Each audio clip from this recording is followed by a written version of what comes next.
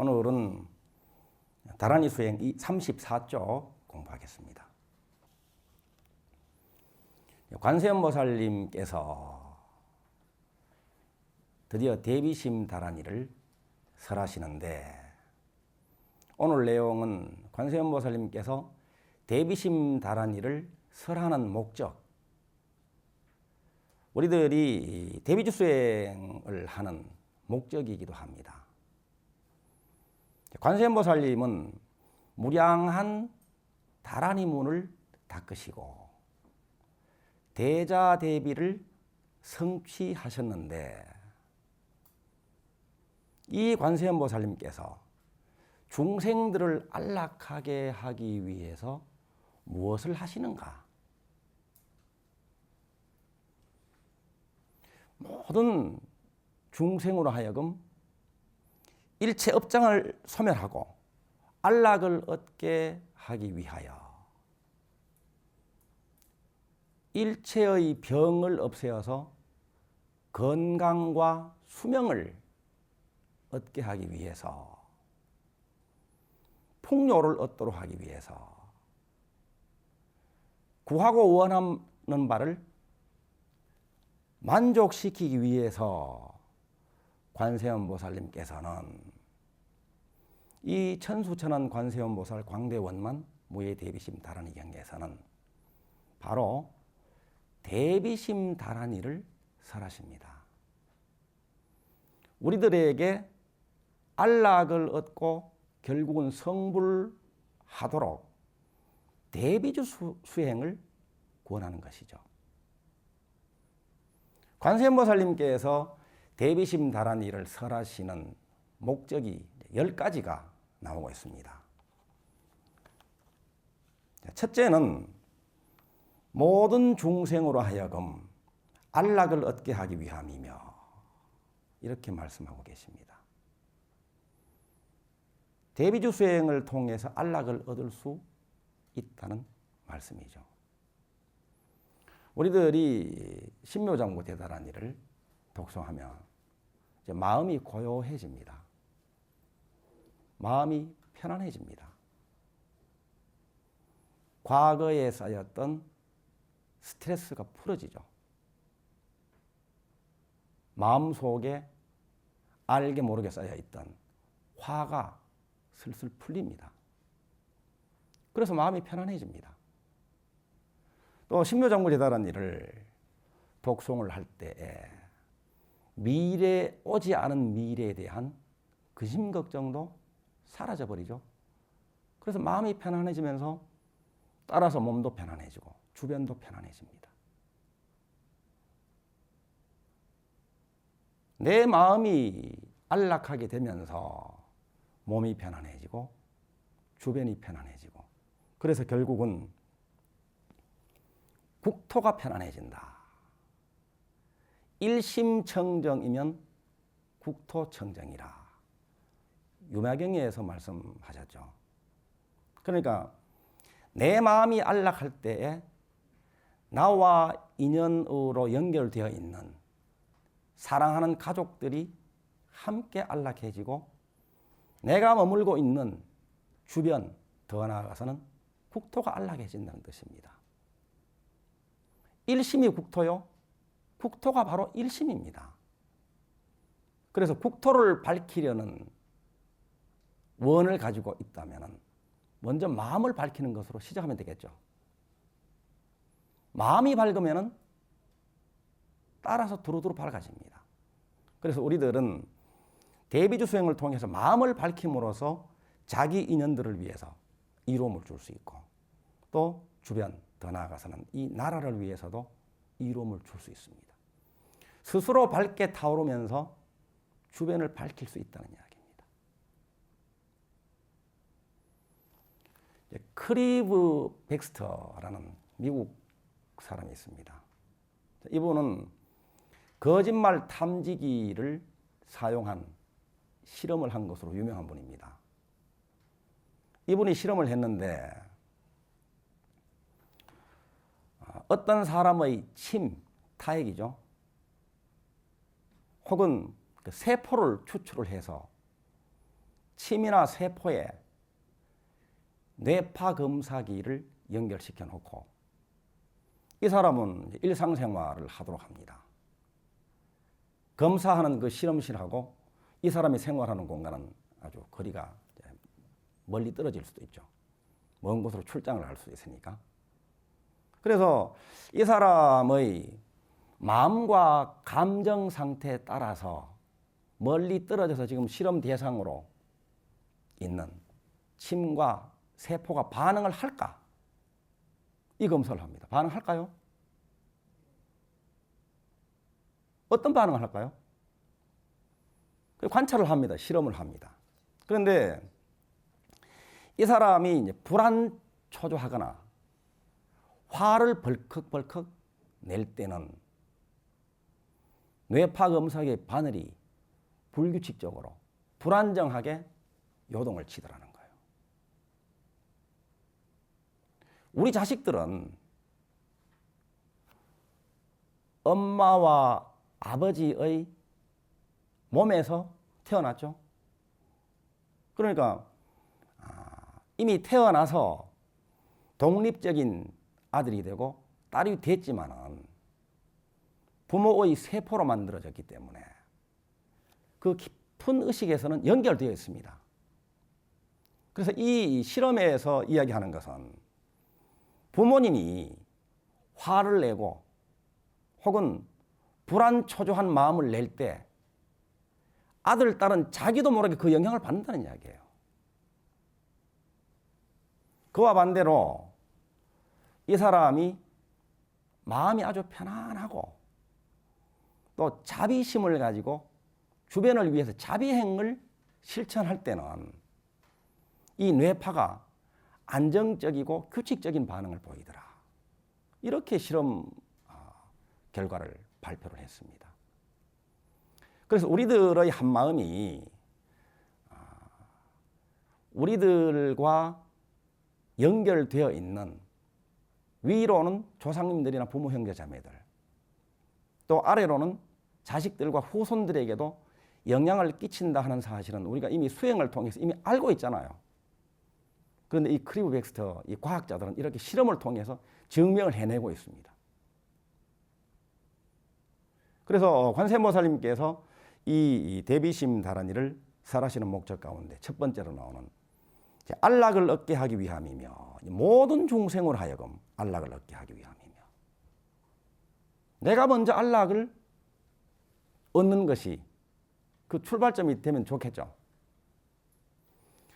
이분이 또 다른 실험을 했는데 그렇다면은 이 가족들이나 사람들끼리 서로 영향을 주고받는 것은 이제 증명이 됐으니까 그렇다면은 식물에게도 영향을 미칠까? 이렇게 실험을 합니다.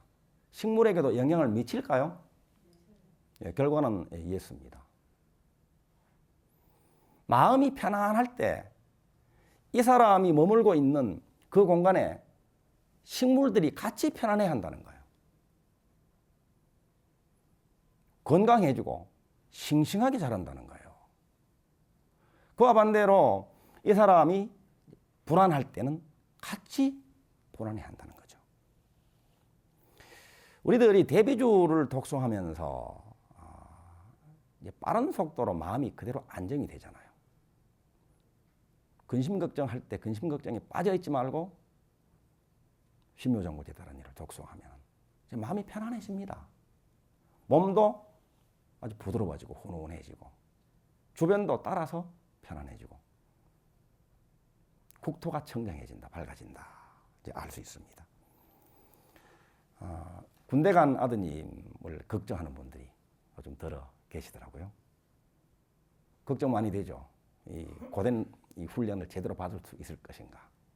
또 집을 처음으로 떠나가지고 어떻게 잘 해낼 수 있을 것인가.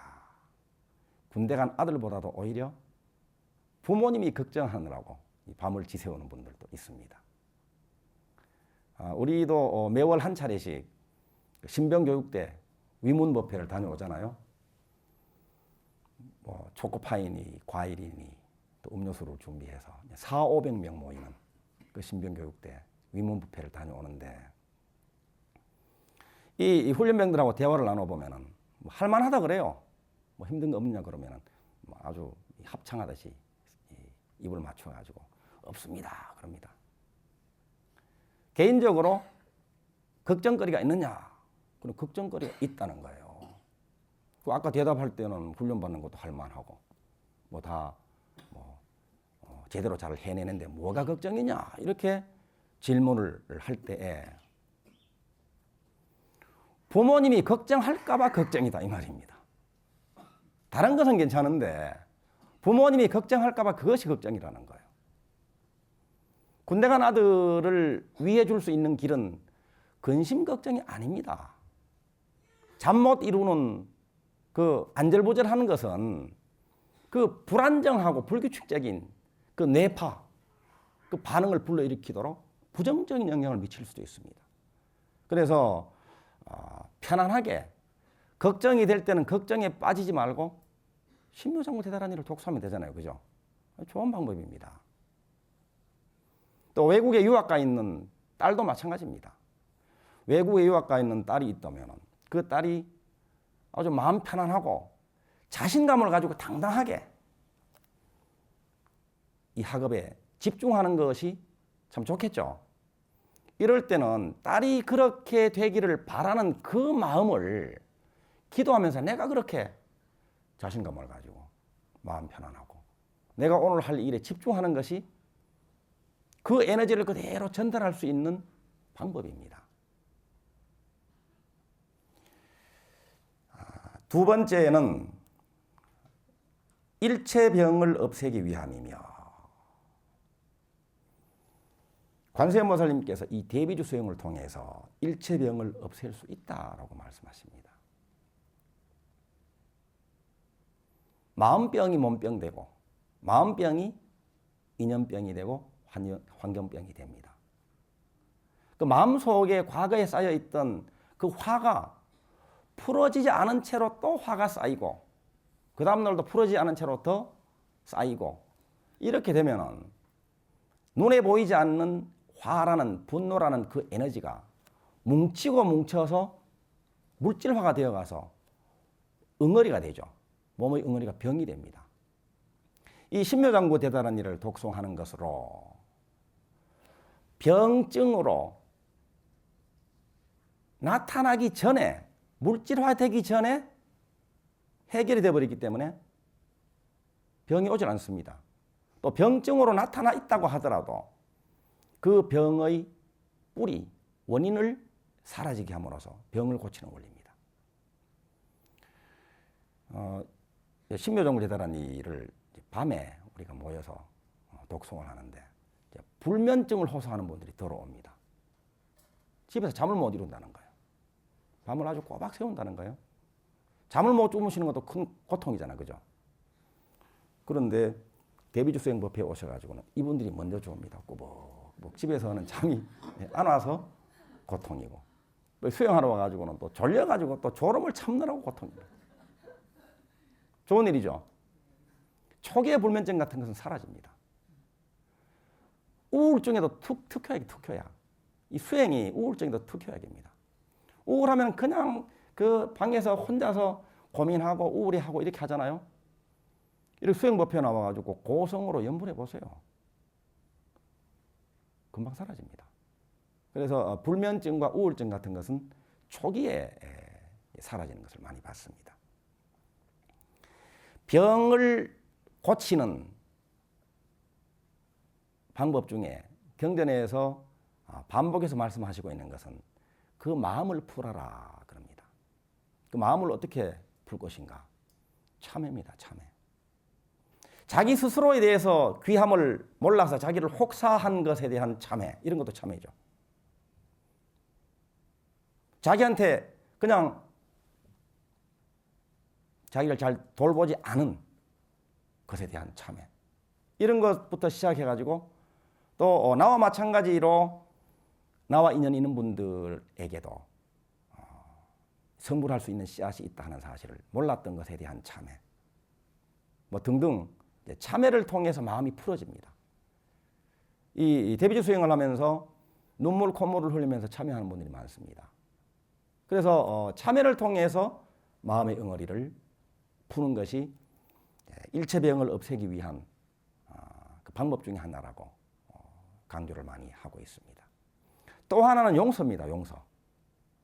자기를 용서하고 남을 용서하는 것으로 병을 나눈다는 거예요. 그 다음에 한 가지 더 말씀드린다면 자비행을 실천하는 것입니다. 사랑을 베푸는 거예요.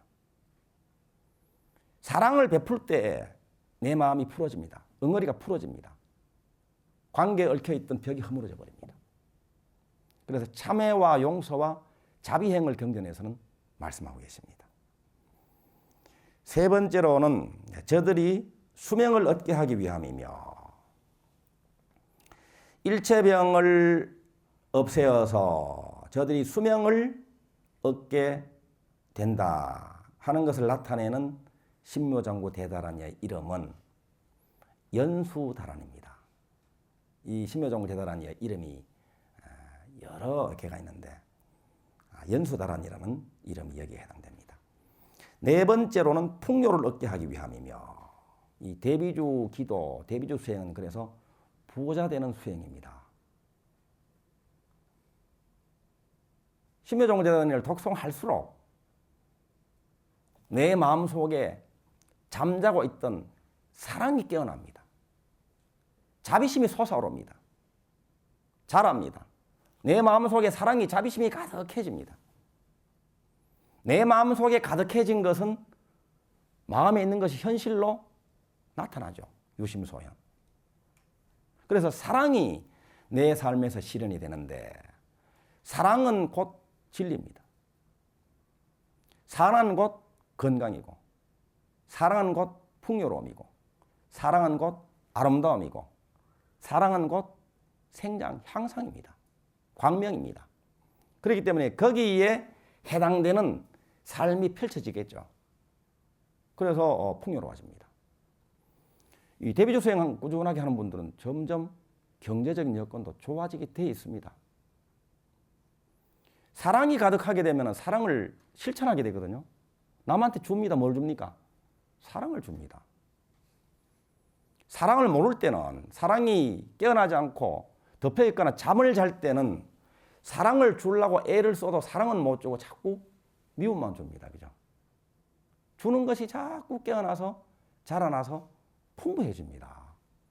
사랑이라고 하는 것은 자꾸 줄수록 고갈되는 것이 아니라 없어져 버리고 많은 것이 아니라 줄수록 늘어납니다. 줄수록.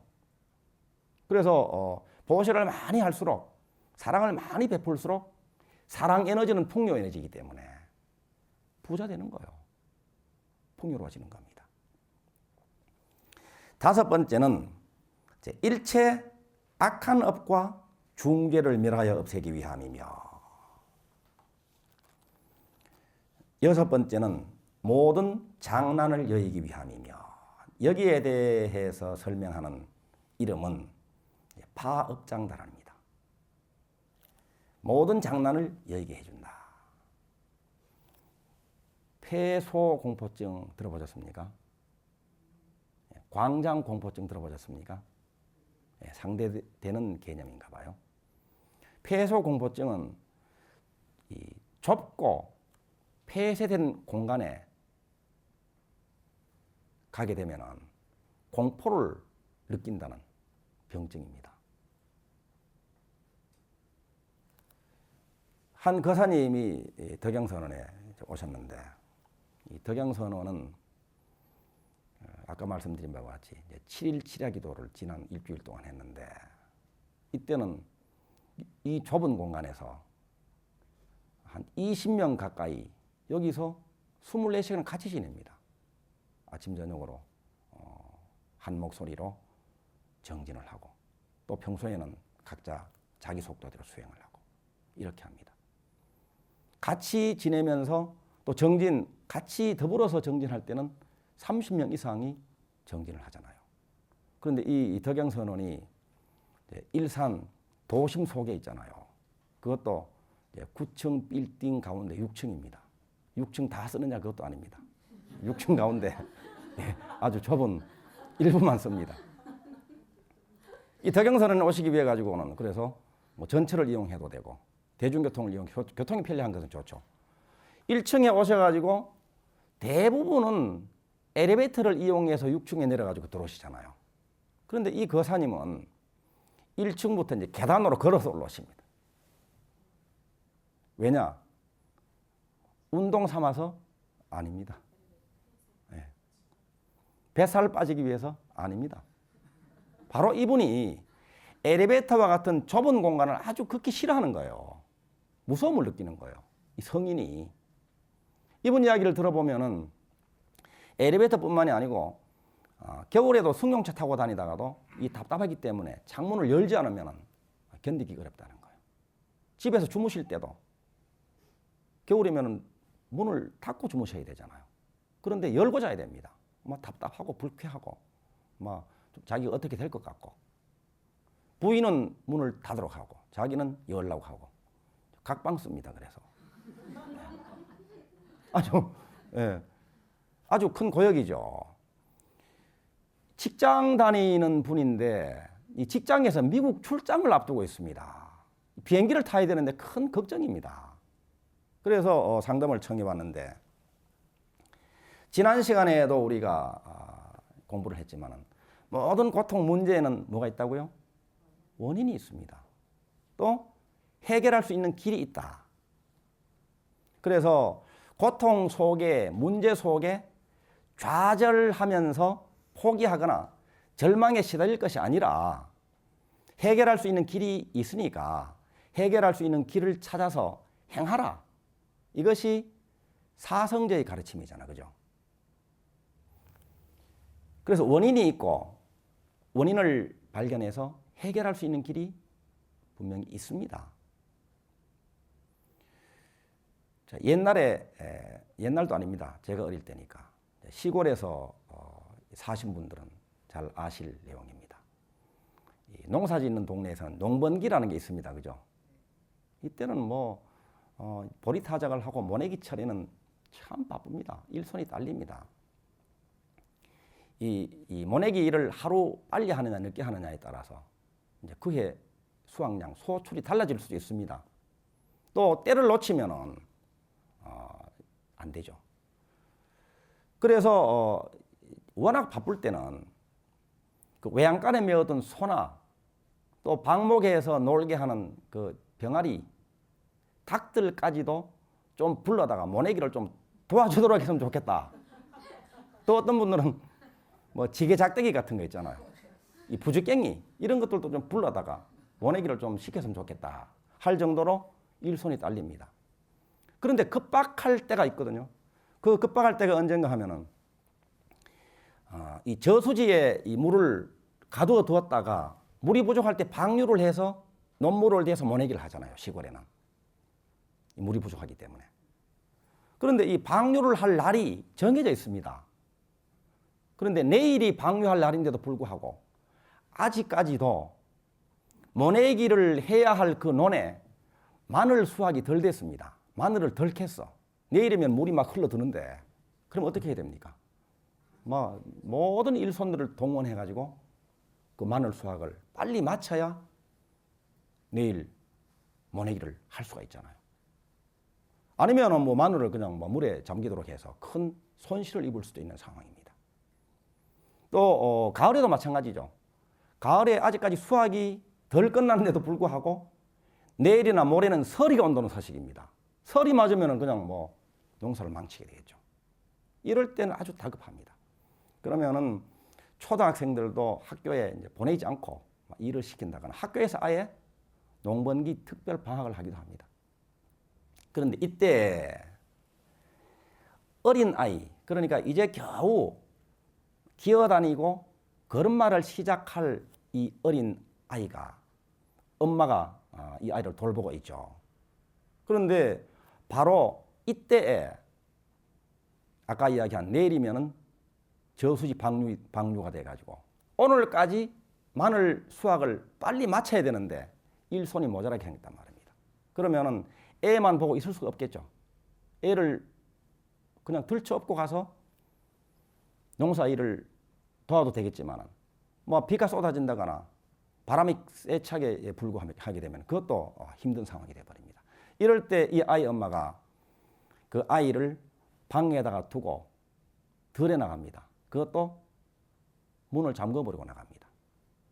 이 아이는 엄마가 자기를 떼어놓고 들에 나가 버렸으니까 아주 무섭겠죠. 옛날 같으면 엄마가 자기가 울기만 해도 젖을 주고 안아주고 달래주고 자기를 보살펴 주셨는데 이 그날만큼은 아무리 울어도 엄마가 나타나질 않습니다. 울다가 지칩니다. 배가 고픈데도 엄마가 젖을 주지도 않고 오줌을 싸고 똥을 쌉니다. 기저귀가 다 젖고 방 안에 냄새가 진동하겠죠. 배도 고프고 울다 지칠 정도 됐으니까 심신의 컨디션이 아주 안 좋게 됩니다.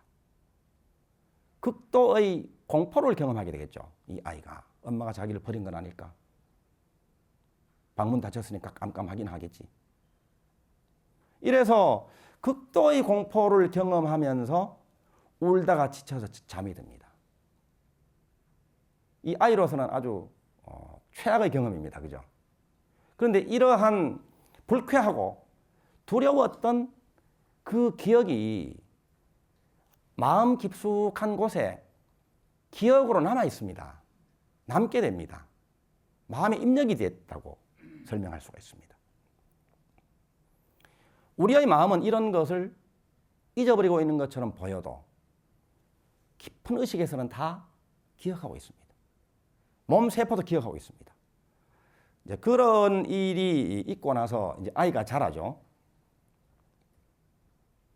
나이가 들어서 그런 비슷한 장소에 갔을 때 옛날에 그 두려웠던 아주 불쾌했던 공포감 그 기억과 매치가 되면서 공포가 밀려옵니다. 그래서 폐소공포증을 경험하게 되는 거예요. 이럴 때 어떻게 해결할 수 있을까? 제가 질문을 할 때 답은 항상 똑같습니다. 대비주 수행을 열심히 해라 이겁니다. 대비주 수행으로 해결할 수 있습니다. 대비주 수행을 어떻게 해결할 것인가? 엘리베이터를 타고 올라올 때 두려움을 느끼잖아요. 그러면 그 두려움을 만나는 즉시 신묘정보 대다란이를 외우면 됩니다. 그런데 6층에 올라오다 보면 한독도 채 끝나기 전에 내려야 되잖아요. 그럼 어떻게 합니까? 내리지 말고 꼭대기층까지 올라갔다가 또 내려갔다가 해결될 때까지 신묘정보 대다란이를 외우면 스물스물 없어지면서 뿌리가 쑥 뽑혀서 이 폐소공포증이 해결이 됩니다. 자, 엘리베이터 수행하기는 어렵잖아요. 그러면 법당에 오셔가지고 법당에 앉아가지고 그 공포 그것을 다시 떠올려가지고 대비주 수행을 통해서 사라지게 할 수 있습니다. 폐소공포증만 해결할 수 있는 것이 아니라 뭐 고소공포증이니 무슨 알레르기류 이런 것들도 해결할 수가 있습니다. 언제까지 해야 된다고요? 네, 해결될 때까지 하면 된다 이 말입니다. 이건 정확합니다. 해결이 됩니다. 그래서 이러한 두려움이나 아니면 미움이나 화나는 거나 짜증 나는 것도 거기에 그대로 걸려서 넘어져서 뭐 화를 낸다거나 또 남들한테 상처가 되는 말을 한다거나 이렇게 하지 말고 반갑게 맞이해서 그것을 얼른 닦아야 되겠죠. 이럴 때 원인이 근본적으로 해결이 되어버립니다. 그래서 그러한 상황이나 또 건드려주는 사람이 나타났을 때는 대비주 수행자들은 이분들이 적시에 나타난 나의 스승이다. 관세음보살님의 화연이다. 이렇게 볼 줄 알아야 됩니다. 이럴 때 그때 다가오는 닦을거리를 해결해서 왜곡된 것은 바로 잡히고 또 내 마음속에 자기도 모르게 남아있는 고정관념이나 편견이 거쳐서 있는 그대로 봅니다. 무서워할 것은 무서워하고 그렇지 않은 것은 또 안 무서워하고 이렇게 행복한 삶을 살 수가 있다. 7번째는 일체 청정한 법과 모든 공덕을 증장시키기 위함이며 청정한 법과 모든 공덕은 탐진치 삼독심이 사라진 자리에 드러나는 원과 비, 자비죠. 또 지혜, 그리고 신, 믿음 이런 것들입니다. 8번째는 일체 모든 착한 일을 성취시키기 위함이며, 아홉 번째는 모든 두려움을 멀리 여기기 위함이며, 열 번째는 모든 구하는 바를 성취시키기 위함이오니 바라옵건 내 세존이시여 자비로서 허락하여 주옵소서. 이렇게 대비심 다란이를 설하시는 목적 10가지. 이 목적은 또 우리가 대비주 수행을 통해서 성취할 수 있는 것이기도 합니다. 대비주 수행의 목적이기도 합니다. 부처님께서 말씀하셨다. 선남자여, 내가 대자대비로 중생을 안락하게 하기 위하여 이제 신주를 설하고자 하니 지금이 바로 그때라. 마땅히 속히 설하라. 열애도 또한 기뻐할 것이며 시방의 모든 부처님도 또한 그러하리라. 지금이 바로 그때라. 이렇게 말씀하시네요. 언제 수행을 할 것인가? 나중에 뭐 정년퇴직하고 혹은 뭐 돌아가시기 뭐 바로 전에 뭐 이렇게 미루지 말고 지금이 바로 그때라. 이렇게 말씀하고 계십니다. 부처님의 사자우시죠. 밤마다 우는 새가 있습니다. 밤마다 우는 새. 이름이 한고조입니다. 추위에 떨면서 이 추위의 고통에 시달리느라고 밤마다 우는 새랍니다. 추울 한, 또 괴로울고 새조. 이 한고조는 히말라야에 사는 새인데 상상의 새라고 하네요. 이 새가 밤마다 추위에 떨면서 우는 이유는 집이 없기 때문이랍니다. 그래서 밤마다 추위의 고통에 시달리면서 되뇌이기를 이제 날이 새면은 집을 지으리라. 날이 새기만 하면 이제 부지런히 집을 지을 거야. 이렇게 되뇌이면서 추위에 떨면서 밤을 꼬박 지새웁니다. 그런데 이 날이 새어서 햇살이 비치니까 따뜻해집니다. 이제 따뜻하게 이제 햇살이 비치니까 그만 간밤에 그렇게 다짐하고 맹세하고 되뇌이고 결심했던 것을 까맣게 잊어버리고 이 하루를 그냥 따뜻한 햇빛을 즐기느라고 그냥 보내버리고 다시 밤을 맞습니다. 또 춥습니다. 내일이면 이제는 꼭 집을 지으리라. 반드시 집을 지으리라. 날이 밝게만 하면 이제는 정말 미루지 않고 집을 짓고야 말리라. 이렇게 밤새 추위에 떨면서 시달리면서 밤을 꼬박 지새우다가 이제 드디어 날이 새어서 따뜻한 햇살이 비칩니다. 그러면은 또 간밤에 맹세했던 것을 까맣게 잊어버리고 무상한 몸 죽으면 그만이지. 그까지 집을 지어서 뭐 하냐. 이렇게 하면서 또 햇살을 즐기다가 또 밤을 맞습니다. 수행을 언제 할 것인가? 이 한고조처럼 내일로 미룰 것인가? 나중에 시간 날 때 하리라. 이렇게 미루기 시작하면 기약이 없습니다. 내일은 없습니다. 지금 여기만이 진실입니다. 바로 부처님께서 우리들에게 자비하신 말씀으로 사자우하시듯이 지금이 바로 그때입니다.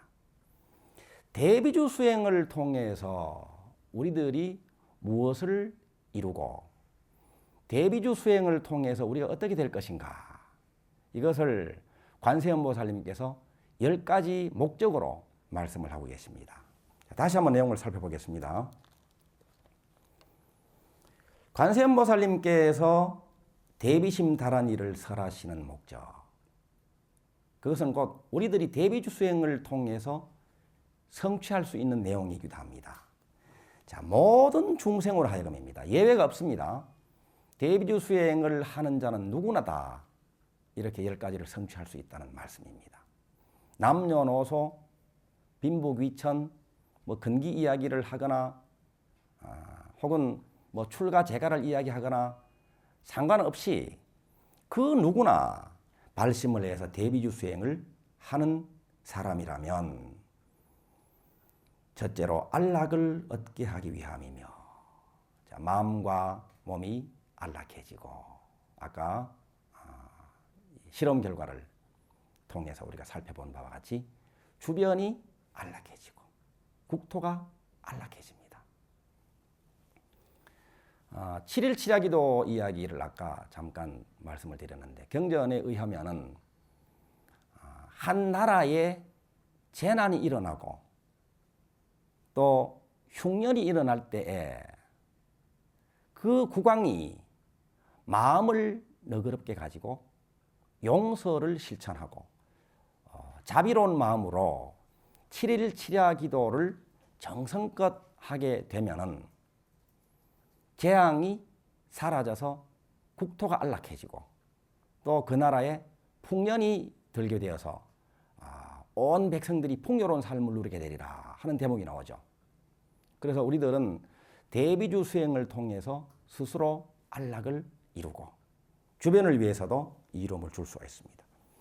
자, 둘째로는 일체병을 없애기 위함이며, 병을 고치는 다라니, 수명을 연장시켜주는 다라니, 그래서 연수다라니라고 그랬죠. 셋째로 저들이 수명을 얻게 하기 위함이며, 넷째로 풍요를 얻게 하기 위함이며. 자, 풍요로움을 누리는 것은 우리 불자들의 당연한 삶의 모습입니다. 그래서 대비주 기도를 통해서 부자 될 수 있다.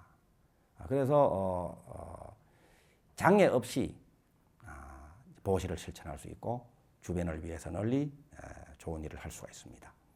다섯 번째로는 일체 악한 업과 중재를 멸하여 없애기 위함이며, 여섯 번째는 모든 장난을 여의기 위함이며, 여기에 해당되는 이름이 파업장다라니. 일곱 번째는 일체 청정한 법과 모든 공덕을 증장시키기 위함이며, 여덟 번째는 일체 모든 착한 일을 성취시키기 위함이며, 아홉 번째는 모든 두려움을 멀리 여기기 위함이며, 열 번째는 모든 구하고 원하는 바를 만족시키기 위함이다.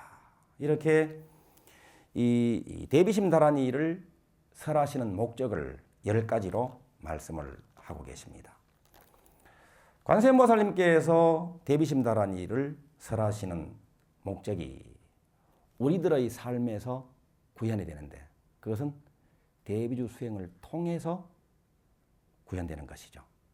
대비주 수행을 할 때 이런 결과가 있습니다.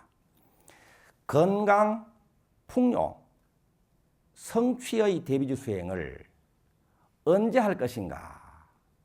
마지막으로 결론적으로 부처님께서 말씀하시는 것은 금정시시라, 지금이 바로 그때라, 이렇게 말씀하고 계십니다. 미루지 말고 오늘 지금 우리가 수행을 할 때 관세음보살님께서 설하신 이 목적이 우리들의 삶에서 실제로 실현이 된다 하는 것을 오늘 공부를 했습니다. 감사합니다.